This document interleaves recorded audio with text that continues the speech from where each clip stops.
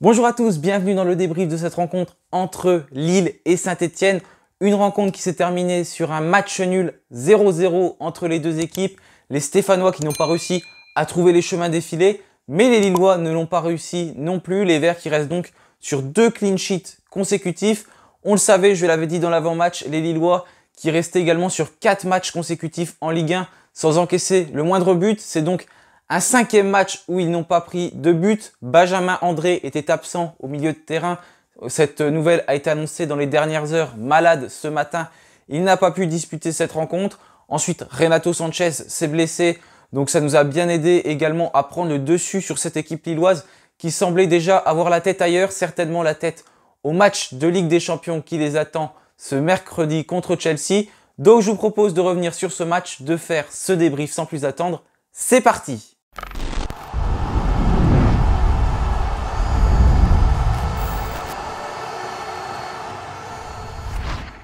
Donc voilà Pascal Duprat qui a misé sur une compo assez traditionnelle, c'est presque celle que j'avais annoncée durant mon avant-match, avec 5 défenseurs, ou plutôt 3, mais sur cette rencontre c'était plutôt 5, surtout en deuxième mi-temps. Ensuite, 3 milieux de terrain et également 2 attaquants. Donc au cage, comme d'habitude, j'ai envie de dire Paul Bernardoni. Ensuite, en défense, on retrouvait tout simplement la défense un peu traditionnelle du moment, même s'il n'y avait pas Mangala qui était suspendu à cause d'accumulation de cartons jaunes sur les derniers matchs. Il ne pouvait pas prendre part à cette rencontre. Il sera donc de retour contre 3. C'était donc Falaï Sako, Harold Moukoudi qui a plutôt été bon, qui a bien géré son match, même s'il m'a fait un petit peu peur au début de la rencontre, ratant 2-3 relances, mais il s'est vraiment bien ressaisi, a gagné pas mal de duels. Et Michael Nadé à ses côtés, comme d'habitude, Michael Nadé assez bon, même si également comme Harold Moukoudi en début de match, il a raté quelques passes et ça aurait pu nous coûter assez cher, mais cette équipe lilloise qui n'a pas été assez incisive, donc finalement on n'a pas payé cash ces petites erreurs. Sur les côtés en piston, Sada Thioub au poste de piston droit, un petit peu moins bien durant cette rencontre, Sada Thioub qui n'est pas parvenu à montrer tout ce qu'il avait montré lors de la dernière rencontre contre Metz. Il a moins été flamboyant sur ce côté. Côté gauche, Timothée Kolodziejczak qui a fait l'essentiel, il a assuré sur cette rencontre, même si ce n'était pas flamboyant non plus.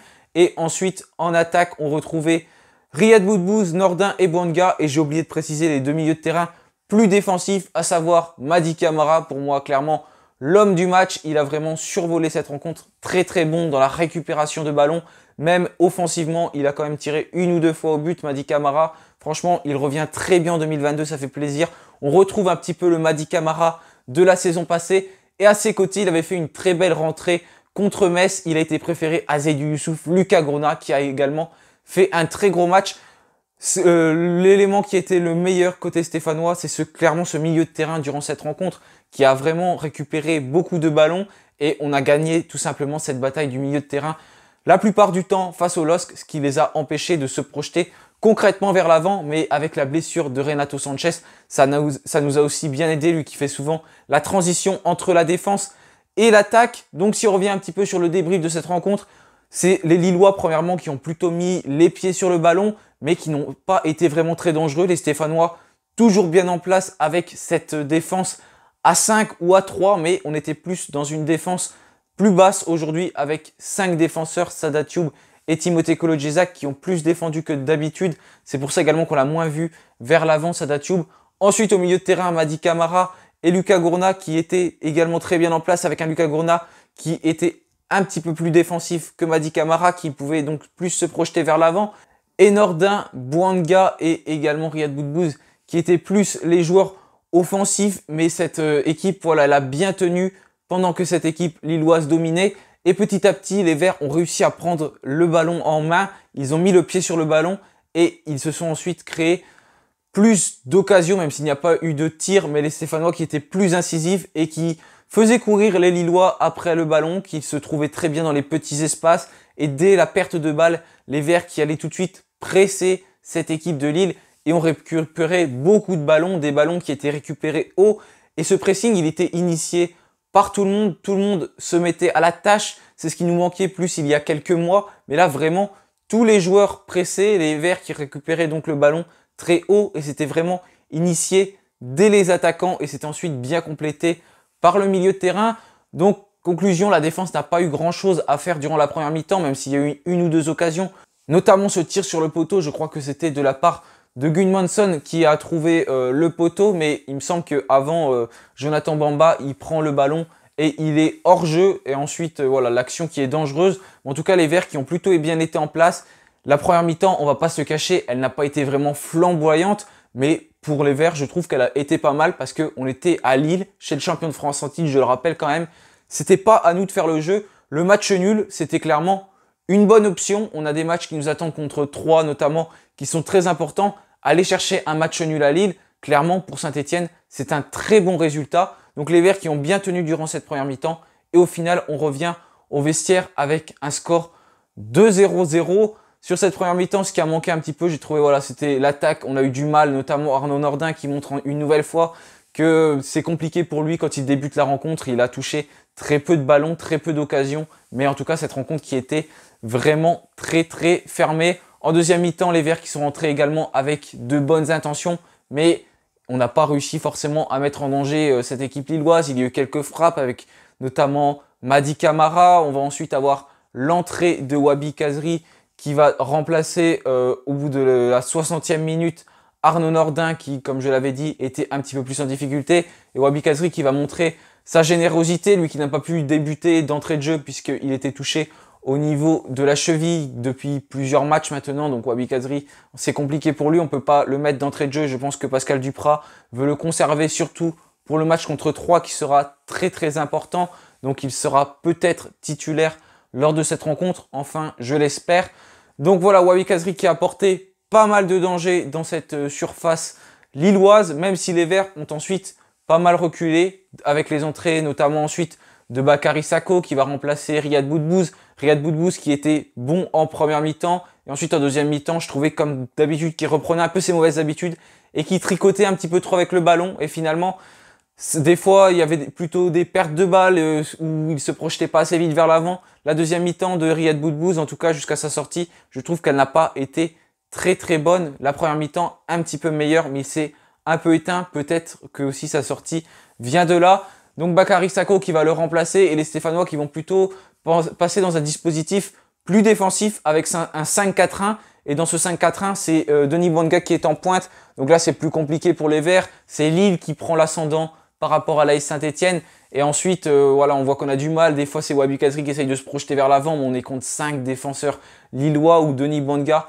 Impossible de s'en sortir. Les Verts qui ne vont pas avoir beaucoup d'occasions jusqu'à la fin du match. Wabi Kazri qui va tenter de tirer 2-3 fois au but, mais au final, ça n'emmène pas forcément un grand danger. On va finir sur un corner tiré par Adil Aouchi. Je crois qu'il n'y a eu qu'un corner d'ailleurs de la part des Stéphanois sur cette rencontre.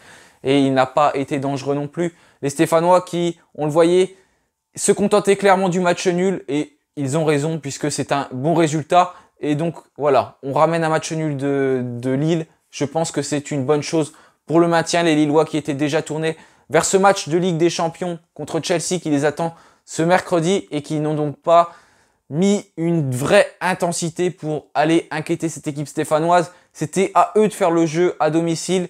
Ils ne l'ont pas fait. Contre Clermont, ils avaient gagné 4-0 à domicile. Mais attention parce que Lille, eh ben, ils n'avaient pas ressorti également une très belle copie. Ils menaient que 1-0. Ils avaient attendu le carton rouge d'un joueur clermontois avant de mettre 3 buts derrière pour s'imposer sur le score de 4-0. Donc cette équipe de Lille, offensivement, elle n'est pas très très dangereuse. C'est surtout avec Renato Sanchez que ça peut apporter du danger s'il se projette rapidement vers l'avant. Mais comme il est sorti sur blessure, ça les a beaucoup contraints.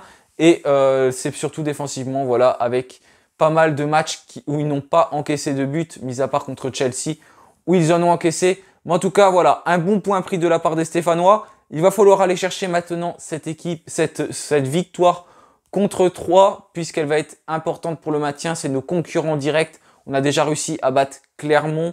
On a également battu Angers. On a battu Metz. Maintenant, il va falloir battre Troyes. Tous nos adversaires qui sont dangereux pour cette course au maintien, il va falloir aller chercher des résultats. On va attendre leurs résultats du week-end pour voir comment on va aborder ces derniers matchs avant tout simplement de finir le championnat. Parce qu'on est déjà à la 28e journée. Mine de rien, on se rapproche du terme de ce championnat. Il reste 10 matchs derrière. Ce n'est pas beaucoup. Mais en tout cas, voilà, pas grand chose à dire pour ce débrief parce que tout simplement, ce match, il n'a pas été flamboyant. Mais ce que je retiens, c'est que les Verts, ils ont vraiment été bien en place. Un gros pressing organisé par les Stéphanois et vraiment une équipe qui joue collectivement, qui se trouve de mieux en mieux. On a clairement une équipe qui pourrait prétendre à jouer plutôt dans la première partie de tableau quand on voit le jeu proposé par les Stéphanois. Donc c'est de bon augure pour le maintien. Avant de conclure cette vidéo, je vous rappelle que nos Stéphanoises vont jouer le derby à domicile demain. Donc n'hésitez pas à aller voir le match. Il y reste des places sur le site de la billetterie de Saint-Etienne. Allez encourager les Verts tout simplement. Si vous êtes sur Saint-Etienne, elles auront besoin de vos encouragements, de nos encouragements, parce que c'est un match très difficile contre Lyon qui les attend demain. Donc en tout cas, merci d'avoir suivi ce débrief. Je vous retrouverai bientôt pour une nouvelle vidéo. Je vous souhaite un bon week-end et allez les Verts!